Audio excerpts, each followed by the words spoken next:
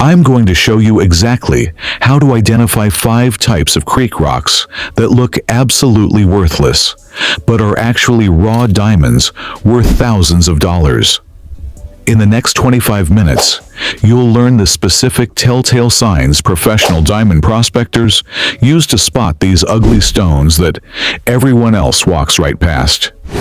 You'll discover the simple household test that reveals a diamond's true identity, the exact creek locations where these gems hide in plain sight, and the 3 critical mistakes that cause 90% of beginners to miss diamonds worth more than their car payment. Before you start your next creek search, you need to know what I'm about to show you. But before we dive in, if you're serious about finding diamonds and other precious stones, make sure to subscribe and hit the bell icon, because I share advanced prospecting techniques every week that most hunters never learn. Alright, let's get started. Here's what most people don't know about diamond prospecting in North America. Unlike what Hollywood shows you, diamonds don't sparkle like disco balls in creek beds. That romantic image of glittering stones catching sunlight? Complete fiction. Raw diamonds look like ugly, greasy pebbles that you'd skip across the water without a second thought. The reality is that North America sits on some of the richest diamond deposits in the world. The Prairie Creek region of Arkansas, parts of Montana, Wyoming, and even unexpected areas in Colorado contain diamond-bearing kimberlite pipes that have been eroding for millions of years. These ancient volcanic formations have been steadily releasing diamonds into creek systems, where they've been tumbling and traveling downstream for centuries. But here's the reality check that'll save you from wasting months of your life. Finding diamonds isn't about luck or wishful thinking. It's about understanding geology, recognizing specific visual markers, and knowing exactly what you're looking for. The fantasy of stumbling across a sparkling gemstone while casually walking along a creek. That's not how this works. Professional diamond prospectors spend years learning to distinguish the subtle differences between diamonds and the dozens of other minerals that occupy the same creek environments. They know that a genuine diamond discovery requires systematic searching, proper identification techniques, and most importantly, the ability to recognize value in stones that look absolutely worthless to untrained eyes.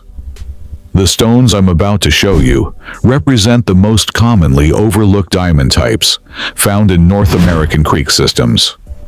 Each one has fooled thousands of prospectors into thinking they were looking at worthless gravel. But experienced miners know these 5 specific varieties account for roughly 80% of all creek diamond discoveries. What makes this even more challenging is that diamonds in creek environments undergo significant changes from their original crystal form. Water tumbling, sand abrasion, and chemical exposure can transform a diamond's surface appearance dramatically.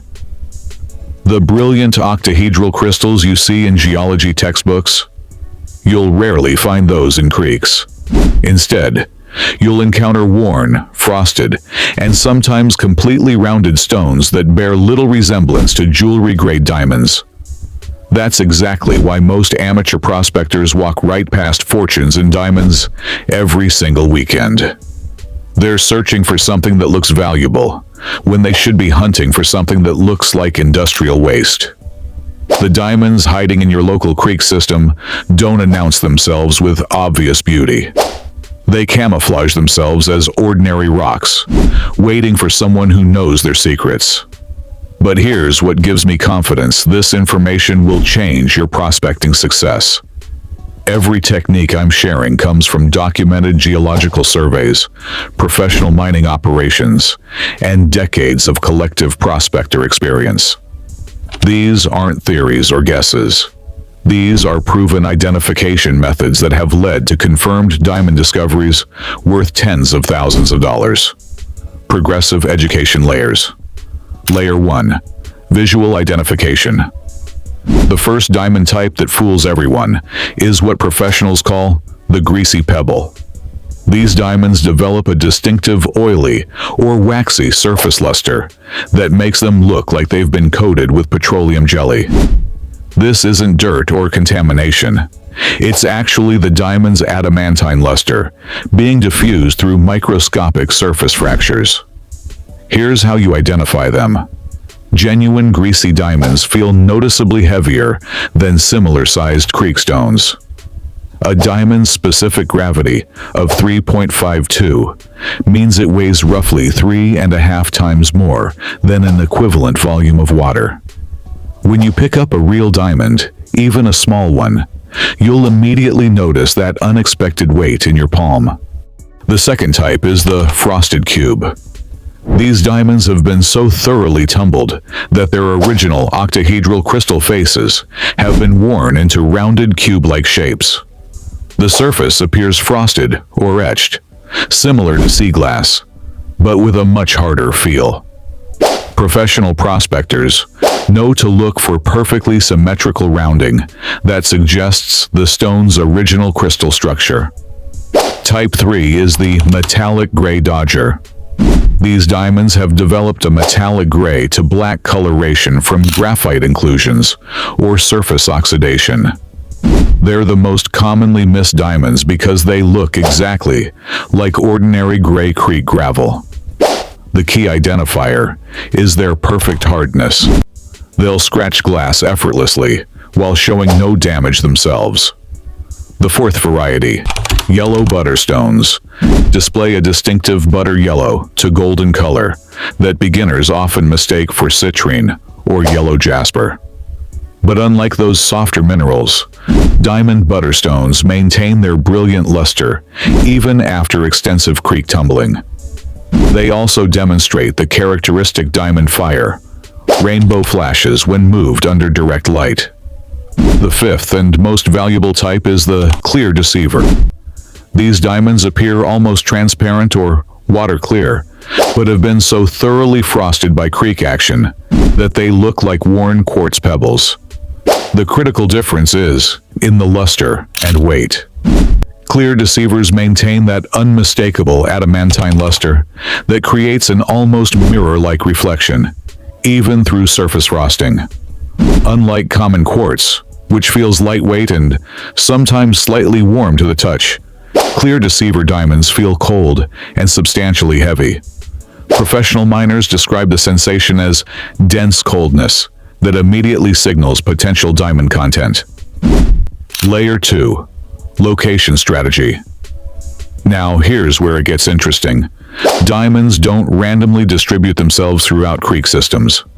They follow specific geological rules that, once you understand them, dramatically increase your success probability. First, you need to understand kimberlite pipe geography. Diamonds reach the surface through ancient volcanic pipes called kimberlites. In North America, these pipes cluster in specific regions: the Colorado-Wyoming state line, central Montana, Arkansas's Crater of Diamonds area, and lesser-known locations in Michigan and New York. But here's what most people don't know. You don't need to prospect directly at kimberlite sites. These pipes have been eroding for millions of years, creating downstream diamond distribution patterns that extend hundreds of miles from the original source. Professional prospectors follow these erosion trails to find diamonds in areas where casual hunters never think to look. The secret is focusing on secondary concentration zones. When kimberlite diamonds wash into creek systems, they don't travel randomly. Their high specific gravity causes them to settle in predictable locations: inside bends of meandering creeks, behind large boulder obstructions, and in natural crevices where heavier materials accumulate. Here's the technique that changed everything for me. Look for indicator minerals that travel alongside diamonds. Garnets, particularly pyrope garnets with their deep red color, often indicate diamond-bearing gravels. Chromite, which appears as small black metallic grains, frequently accompanies diamond deposits. When you find concentrations of these indicator minerals, you're in a zone where diamonds are likely present. Target your searches in specific microenvironments within creek systems. Focus on areas immediately downstream from rock outcroppings, especially where the creek narrows and then widens again. These natural sluice zones concentrate heavy minerals including diamonds. Pay special attention to exposed bedrock areas where recent flooding has cleared away lighter sediments, leaving behind only the heaviest materials. The most productive areas are often overlooked pocket zones behind large rocks or fallen logs where water flow creates natural eddies. These quiet water areas allow heavy minerals to settle while lighter materials wash away. Professional diamond hunters specifically target these microdeposits because they represent years of natural concentration processes. But there's something even more important than location selection: timing your searches. The best diamond prospecting happens immediately after significant rainfall or flooding events that disturb creek sediments and expose fresh gravels. These natural sorting events bring previously buried diamonds to accessible depths where hand tools can reach them. Layer 3. Practical methods. All you need to start finding diamonds is less than $50 worth of basic equipment that you can buy at any hardware store. First, you'll need a standard gold pan. The 14-inch steel variety works best because its weight helps maintain proper panning motion. Second, get a small classifier screen with 1/4-inch mesh to separate larger rocks from potential diamond-bearing gravels. Your most important tool costs under $5. A small magnifying glass with at least 10 times magnification. This lets you examine surface characteristics that distinguish diamonds from lookalikes. Add a small steel file, a piece of white ceramic tile, and a small plastic bottle for storing potential finds. And you're ready for professional-level diamond prospecting. Here's the exact technique professional prospectors use. Start by filling your pan about 2/3 full with gravel from a target zone. Submerge the pan completely in the creek and use circular motions to create a washing action that removes clay and lighter materials. The key is maintaining steady, rhythmic movements that allow water to carry away worthless sediments while keeping heavy minerals in the pan. After initial washing, gradually reduce the water level while continuing circular motions. Professional miners know this critical technique. Tilt the pan slightly away from yourself while maintaining the circular washing motion. This creates a natural sorting action where the heaviest materials, including any diamonds, migrate to the low corner of the pan. Once you've reduced your material to roughly 1 cup of concentrated heavy minerals, it's time for a systematic examination. Pour small amounts onto a flat surface and examine each stone individually under magnification. This is where most beginners fail. They rush through examination instead of carefully studying each potential candidate. The professional approach requires methodical stone handling. Pick up each specimen and test its weight relative to its size. Diamonds will feel surprisingly heavy compared to quartz, feldspar, or other common creek stones. Next, examine the surface luster under your magnifying glass. Even heavily worn diamonds maintain a distinctive brilliance that differs from ordinary rock luster. Here's the field test that reveals diamond identity: controlled hardness testing. Using your steel file, attempt to scratch an inconspicuous area of each suspect stone. Genuine diamonds will show no scratching whatsoever and may actually damage your file. Be careful with this test. Use minimal pressure and test only small areas to avoid damaging potential finds. But there's something even more important than hardness testing: the ceramic tile test. Professional diamond hunters carry white ceramic tile specifically for this purpose. When you draw a suspected diamond across unglazed ceramic, genuine diamonds create no streak whatsoever. Quartz, glass, and other diamond lookalikes will leave visible marks or powdery residues.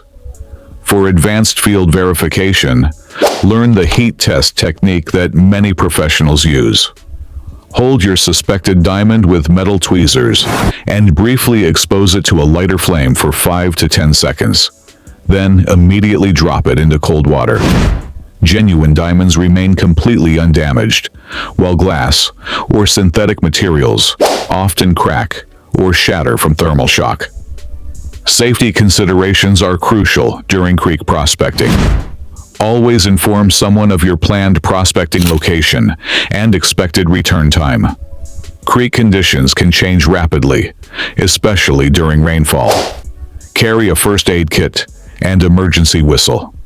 Never prospect alone in remote locations, and always respect private property boundaries and environmental regulations. Professional prospectors also recommend the systematic grid approach for thorough area coverage. Instead of randomly sampling different creek locations, establish a methodical search pattern that covers promising areas completely.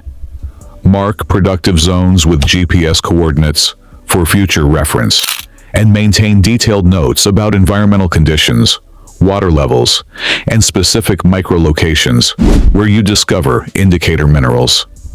Layer 4. Advanced recognition techniques. Here's the part that surprises most people. Diamonds in creek environments don't maintain their perfect octahedral crystal shapes. Water action transforms them into 5 distinct morphological categories that each require different recognition techniques. Rounded diamonds, the most common creek variety, have been tumbled until their crystal faces are completely worn away. These stones appear as irregular spheres or ovals with that characteristic greasy luster. Professional miners know to look for perfect symmetry in the rounding pattern. Natural tumbling creates remarkably uniform wear patterns that artificial materials rarely duplicate. Cuboid diamonds result from specific tumbling conditions that preferentially wear octahedral points while preserving cube-like edges. These stones often confuse beginners because they resemble industrial materials or concrete fragments. The key identifier is the relationship between faces. Genuine cuboid diamonds maintain precise geometric relationships between their surfaces that reflect their original crystal structure. Flattened diamonds occur when stones become trapped in high-pressure environments between rocks during flooding events. These specimens appear almost coin-like, but retain diamonds' characteristic density and hardness.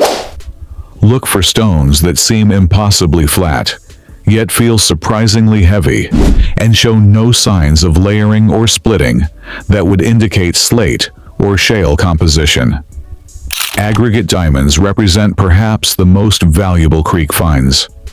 These formations occur when multiple diamond crystals grow together in the original kimberlite environment. Creek action may separate some crystals while leaving others attached, creating irregular, multi-face stones that can contain several carats of diamond material in a single specimen. The 5th morphological type, fragment diamonds, results from larger stones breaking along natural cleavage planes. These appear as sharp-edged triangular or elongated pieces that maintain flat, mirror-like faces on broken surfaces. Professional prospectors specifically search for fragment diamonds because they often indicate larger diamond concentrations upstream. Quality assessment in field conditions requires understanding the difference between gem-grade and industrial-grade diamonds. Gem-quality creek diamonds maintain transparency or translucency even under surface frosting. They display minimal internal fracturing when examined under magnification and show consistent coloration throughout the stone. Industrial-grade diamonds, while still valuable, typically show extensive internal fracturing, dark inclusions, or irregular coloration. These stones still test positive for diamond hardness and specific gravity, but lack the optical qualities needed for jewelry applications. However, industrial diamonds can still worth hundreds or even thousands of dollars depending on size and specific characteristics. Here's what experienced prospectors know about color evaluation. Truly, colorless diamonds are extremely rare in creek environments. Most creek diamonds show slight yellow, brown, or gray coloration from trace elements or surface staining. Don't dismiss colored stones. Many fancy colored diamonds command premium prices that exceed colorless varieties. The critical quality indicator is internal clarity rather than surface appearance. Use your magnifying glass to examine stones for internal fractures, dark inclusions, or cloudy areas. High-quality diamonds may have surface damage from creek tumbling, but maintain clear, transparent interiors that suggest gem quality potential. Professional miners also evaluate what they call fire potential, the stone's ability to display rainbow-colored light dispersion when properly cut. Even heavily worn diamonds retain this optical property. Hold suspected diamonds at various angles under bright light and watch for prismatic color flashes that indicate high refractive index materials. Common mistakes that cause beginners to miss valuable discoveries include dismissing stones based purely on surface appearance, failing to test hardness on multiple areas of each specimen, and overlooking larger stones that seem too big to be diamonds. Professional prospectors know that creek diamonds can exceed 5 carats, making them appear impossibly large to beginners who expect tiny stones. Another critical error involves confusing diamonds' adamantine luster with the metallic luster of pyrite or hematite. While both create brilliant reflections, diamond's luster has a unique cold fire quality that experienced prospectors learn to recognize instantly. This distinction becomes crucial when evaluating dark-colored stones that might be dismissed as worthless iron minerals. Wait until you see what happens next.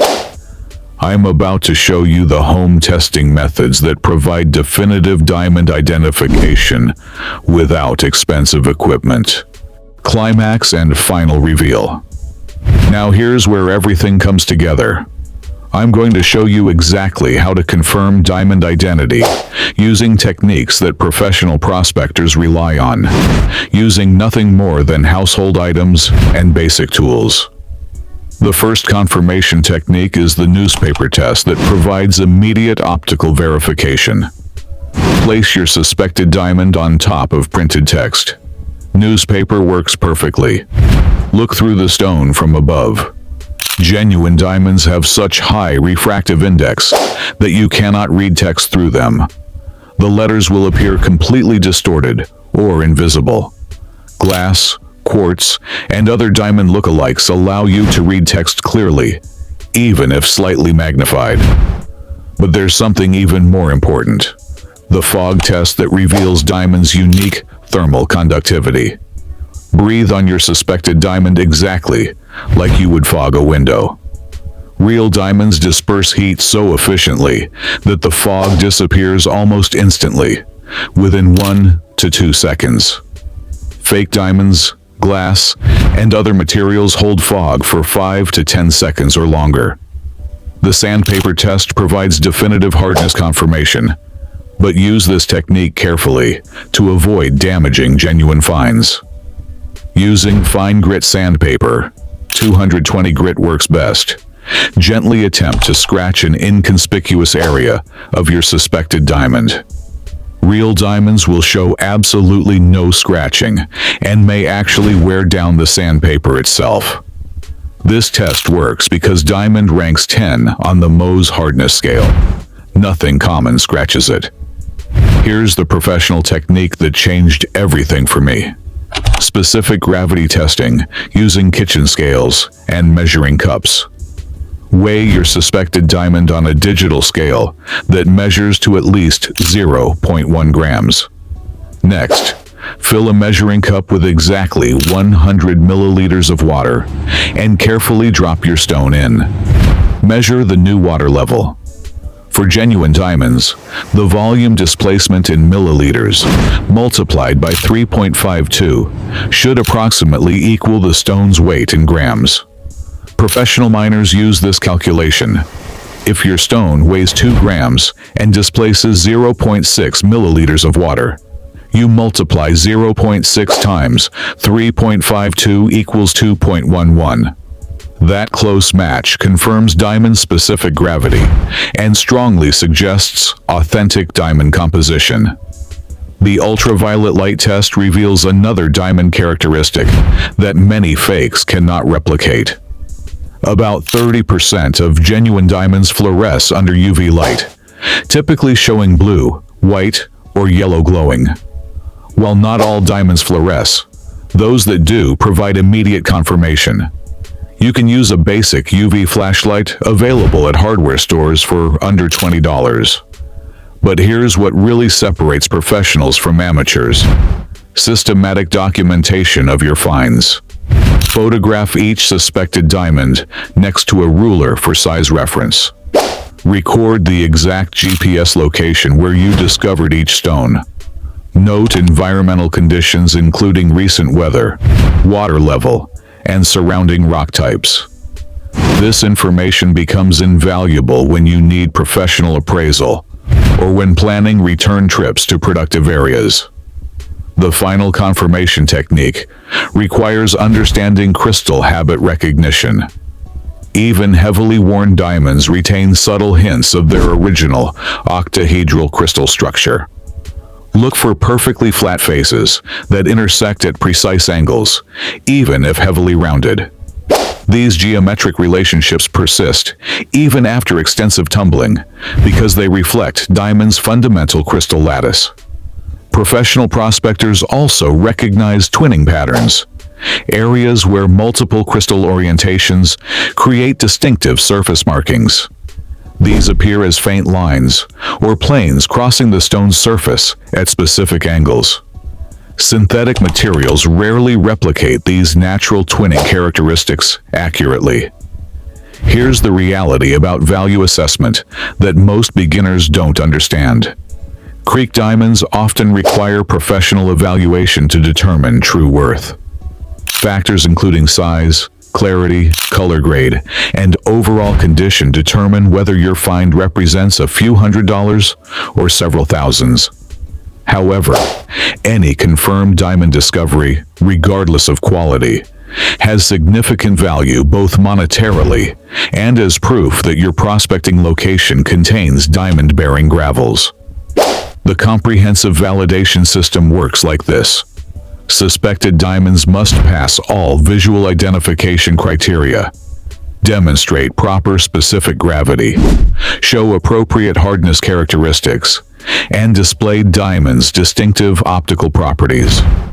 Stones that fail any single test are likely diamond lookalikes, regardless of how promising they initially appeared.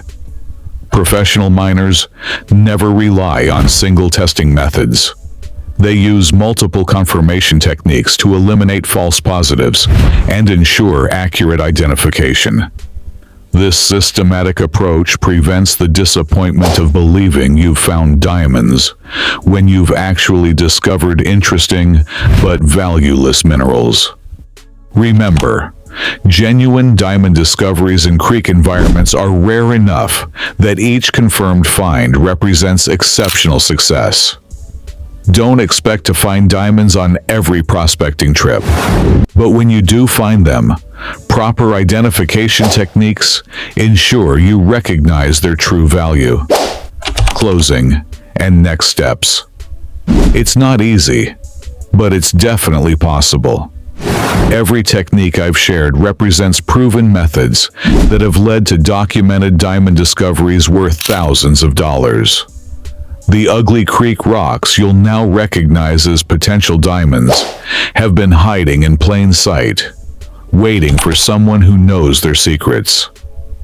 Your next step is implementing these identification techniques during your upcoming creek prospecting adventures. Start with known diamond-bearing regions, but don't overlook unexpected locations where kimberlite erosion may have transported diamonds far from their original sources.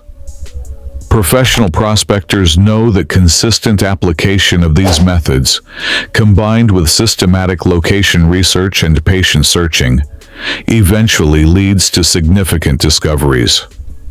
The diamonds are out there. You just needed to know exactly what to look for. In my next video, I'll show you exactly how to research potential diamond locations using geological surveys and historical mining records. You'll discover the specific online resources that reveal diamond-bearing creek systems in your area, plus the advanced field techniques that professional miners use to identify the most productive zones within those systems. Before you start your search, make sure you're subscribed and hit the notification bell so you don't miss these advanced techniques that could lead to your first major diamond discovery.